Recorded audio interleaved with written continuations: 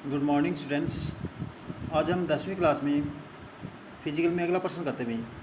Malaria किस प्रकार का होता है, मलेरिया कितने प्रकार का होता है, इसके फैलने के माध्यम, लक्षणों व उपचार तथा रोकथाम का वर्णन कीजिए। मलेरिया एक ऐसा संक्रामक रोग है जो हमारे देश में अधिकतर होता है।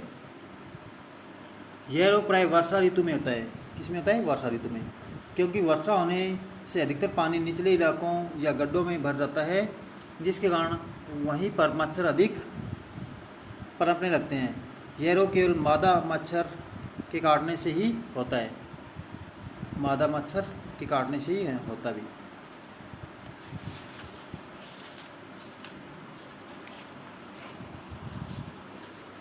इसके फैलने के माध्यम कौन कौन से हैं? फैलने का माध्यम, प्राय मादा मच्छर मनुष्य को शाम या रात के समय काटती है। वास्तव में यह मनुष्य का रक्त चूसती है।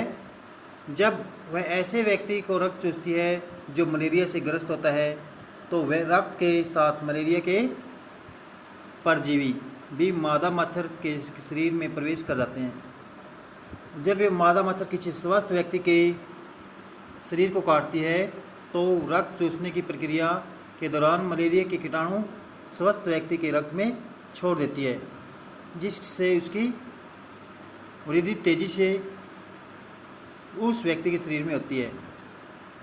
कुछ ही समय बाद वह व्यक्ति बीमार हो जाता है। मलेरिया के प्रकार भी, मलेरिया 3 प्रकार का होता है। Plasmodium falciparum, Plasmodium falciparum. इस प्रकार का मलेरिया जबर 48 घंटे के बाद होता रहता है। इस प्रकार का मलेरिया जबर 48 घंटे के बाद होता रहता है। यदि इसके उचित उपचार न किया जाए तो लगभग 1 वर्ष तक रहता है। प्लाज्मोडियम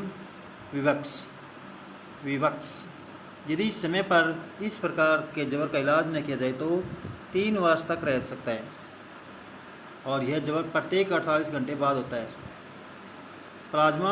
प्लाज्मोडियम मलेरी, इस प्रकार का जबर प्रत्येक 72 घंटे बाद होता है।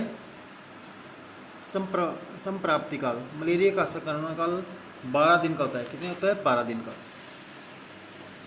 मलेरिया के लक्षण, ठंड की स्थिति, इस स्थिति में मनुष्य अधिक ठंड लगती है, यहाँ तक वह रजाई या कंबल को भी से भी कोई लाभ नहीं होता। ऐसी स्थिति में सिर दर्द, उल्टी की शिकायत होती है। गर्मी की स्थिति, ठंड वाली स्थिति के उपरांत लगभग 1 घंटे बाद शरीर का तापमान लगभग 41 डिग्री सेंटीग्रेड हो जाता है। रोगी बहुत गर्मी महसूस करता है। यह स्थिति 2 से 6 घंटे तक रहती है। पसीने की स्थिति, गर्मी की स्थिति के बाद पसीना काफ़ी आता है। रोगी के कपड़े गीले हो जाते हैं। जबर कम होने लगता है। नाड़ी की गति सामान्य हो जाती है।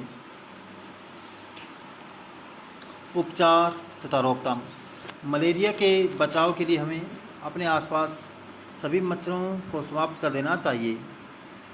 इसके लिए DDT या मेथालियान का प्रयोग किया जा सकता है।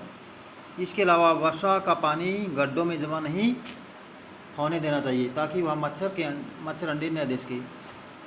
समय समय पर स्वस्थ व्यक्ति को कामोक्विन या क्लोरोक्विन की गोलियां डॉक्टर की सलाह से लेनी चाहिए। मच्छरदानी का प्रयोग करना चाहिए, या मच्छरों को दूर रखने के लिए ओडोमॉस शरीर के ऊपर लगानी चाहिए। रोगी को ठंड से बचाने के लिए गर्म कपड़े पहनना चाहिए, इससे रोगी अधिक ठंड महसूस न करे। यदि शरीर का तापमान अधिक हो जाए तो उसे ठंडे पानी की पट्टियाँ माथे पर बार बार लगानी चाहिए। सिर दर्द के लिए एस्पिरिन दे देनी चाहिए। रोगी का इलाज तुरंत डॉक्टर से करवाना चाहिए। इन्फ्लुएंजा के फैलने के माध्यम, लक्षण तथा उपचार व रोकथाम का वर्णन करें। इन्फ्लुएंजा एक ऐसा रोग है जो तीव्र गति से फैलता है।